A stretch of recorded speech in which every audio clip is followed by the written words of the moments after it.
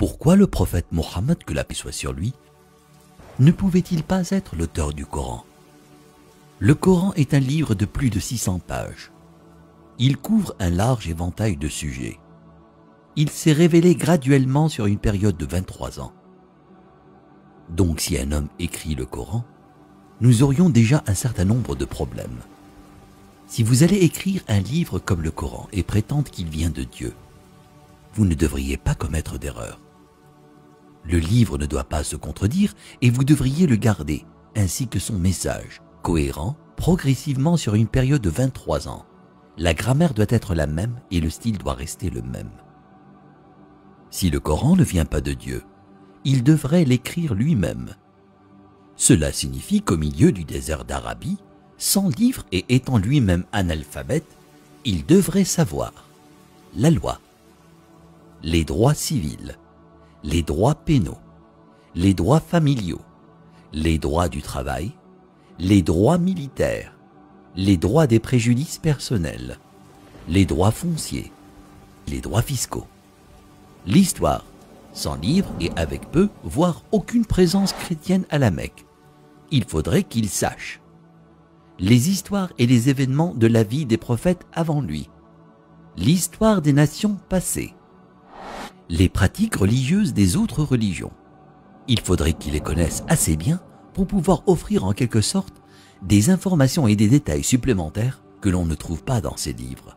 Il faudrait qu'il sache comment développer une nation, un gouvernement, connaître le culte et la purification, inventer des lois alimentaires, connaître la psychologie, à propos de l'éducation des enfants, l'arbitrage, la répartition des richesses, la finance et les affaires, la science, l'embryologie, l'océanographie, la tectonique des plaques, la formation des nuages, les rayons ultraviolets, les plantes, les montagnes, les abeilles, le cerveau humain, le Big Bang, l'expansion de l'univers. Et pour que le livre soit complet, il faudrait qu'il dispose la connaissance de l'avenir, afin qu'il puisse écrire les choses qui se passeront dans les années à venir. Il faudrait qu'il puisse voyager dans le temps, afin d'insérer son nom et sa mention dans la Bible. S'il prétend que le livre qu'il a écrit vient de Dieu, il ne doit pas y avoir une seule contradiction, ni une solution qui ne fonctionne pas. Il doit également garder ses émotions et sa vie personnelle en dehors du livre.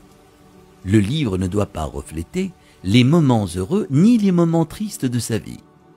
Le texte ne doit pas devenir joyeux ou optimiste, ni triste et funèbre, comme si un humain l'avait écrit.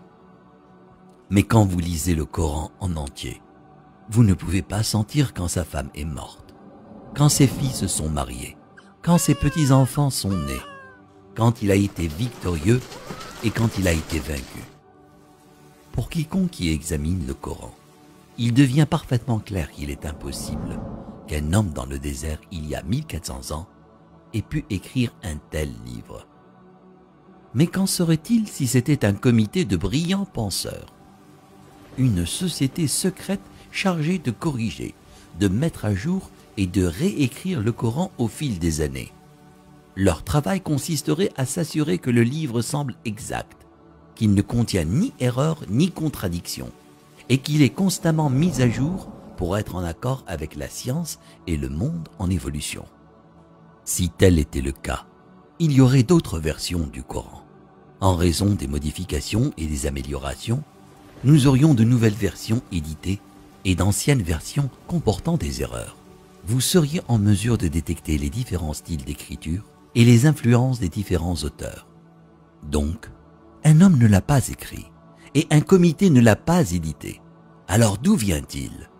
Qu'en est-il de la possibilité que des diables intelligents dictent et influencent un homme pour écrire le Coran?